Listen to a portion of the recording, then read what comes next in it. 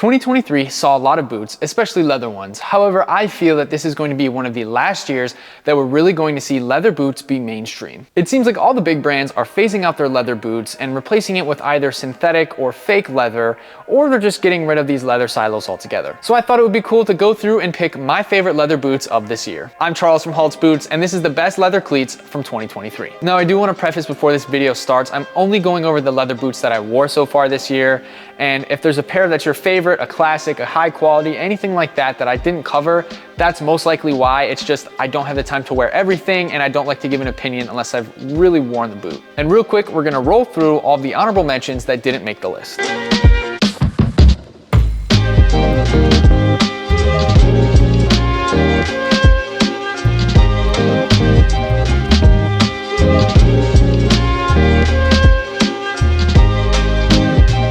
We're gonna start with the Mizuno Morelia Neo 4 Beta Elite. Now, these were a nice pair of boots that retailed at about $180 depending on where you looked.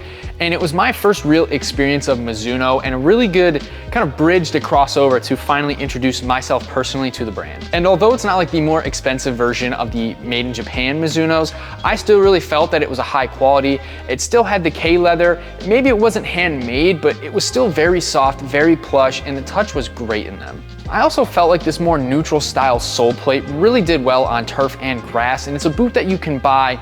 It seemed pretty durable, and you're gonna be able to wear it on most surfaces, so you don't have to worry about getting another pair. If you're someone who just wants one pair of boots and doesn't wanna worry about buying all different kinds, it's definitely very solid. The only major issue that came up when I was wearing these boots was the break-in time, and that took me around 2 to 4 hours to really feel like they molded to my feet, and they did fit wide feet really well, but the arch was really the main problem. And like I said, after those 2 to 4 hours, I didn't really feel that pain anymore, and I felt like the boots felt great.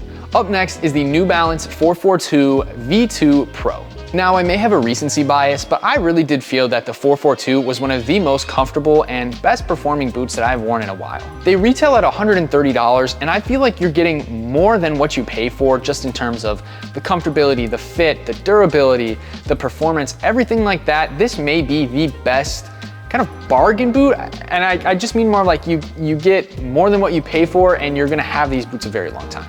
I can't forget about its nice neutral sole plate. It's pretty stiff, has a lot of spring back, and honestly, it works well on both surfaces, which just seems to be a trend for all of these boots. It also has a K-leather upper with double stitching, which just bleeds into the durability. Now, my one kind of issue with these boots and why they're not higher on the list is because there's just too much volume or extra room in the toe box, and I don't mean that from a width perspective or length perspective.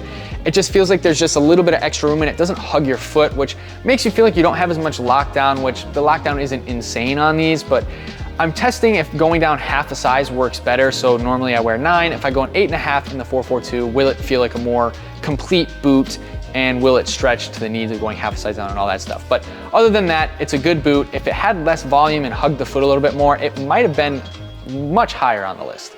And now it's the Copa Pure Plus, which retails at $270. What really surprised me about this boot was the foot to ball connection, and it almost felt like there's nothing in between your foot and the ball.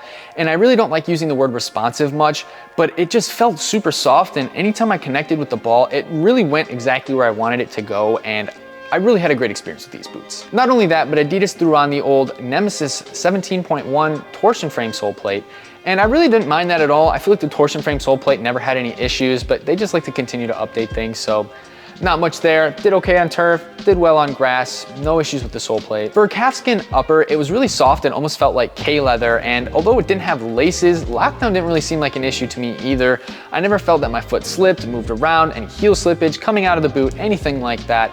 The boot hugs your foot very well, and it's one of the more better fitting, and if you're somebody who really likes kind of like not a squeeze, but a lot of pressure around your foot to know the boot's there, the Copa Pure Plus is definitely the boot for you.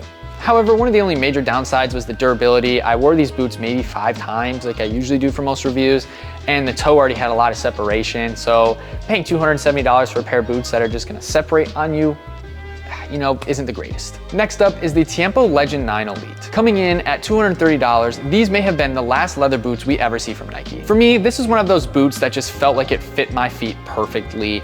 I like these boots so much that I bought 4 pairs between a couple different colorways of the regular Tiempo Legend 9 Elites, as well as the Montebelluna Tiempo Legend 9s. And those aren't on the list because those technically came out over a year ago, last October, so I didn't really feel like it was fitting to put in. Besides that, I really did think that these boots were perfect and should not have been canceled when they were.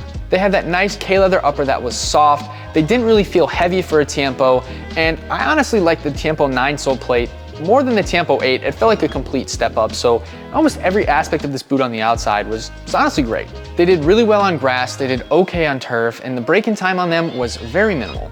They dropped ACC from this Tiempo, and I didn't really care. I don't think many people did, because at the end of the day, ACC doesn't really do anything. It's more of just kind of a statement of like, this is the top end boot. At least in my opinion, that's what it does. So them getting rid of it didn't really make sense, but it didn't really matter either.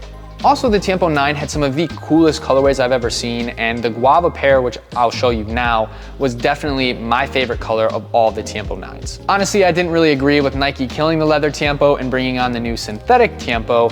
Now, does that mean I hate the new Tiempo? No, but it just doesn't quite feel like a Tiempo if it doesn't have that leather. Overall, I'm sad to see it go, but it was one of the best leather cleats we had in 2023. And finally, the best pair of leather soccer cleats in 2023 is the Adler Horenzo. Now, I love the Adler Horenzo so much that is my go-to boot whenever I'm playing an actual game.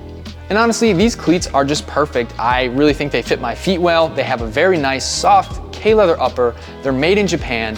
They're handcrafted. They have an old style sole plate, which reminds me of the Copa Mundial, but smaller studs, so it's good for turf. It's good on grass. I never had any issues breaking it in. It didn't feel like there was any break in time. They lace up great. There's no slippage from the lockdown. It really just feels like one of those boots that somebody spent years and years perfecting, and they actually have. The Adler Horenzo's been around for a little while, but it's still one of their best sellers in 2023, and this is the first year I've worn it, so I had to include it on the list, and it just blew everything out of the water and being on the #1 spot. What's really cool about this brand Adler is that you'll get a pair of boots in 3 business days. I'm purchasing boots from all around the country and the world, whether it be through haltsboots.com or just buying stuff for reviews, and I'll get stuff faster from Japan, so about 3-ish business days for my Adlers, and it'll take me anywhere up to 5 to 6 business days to get stuff shipped from California.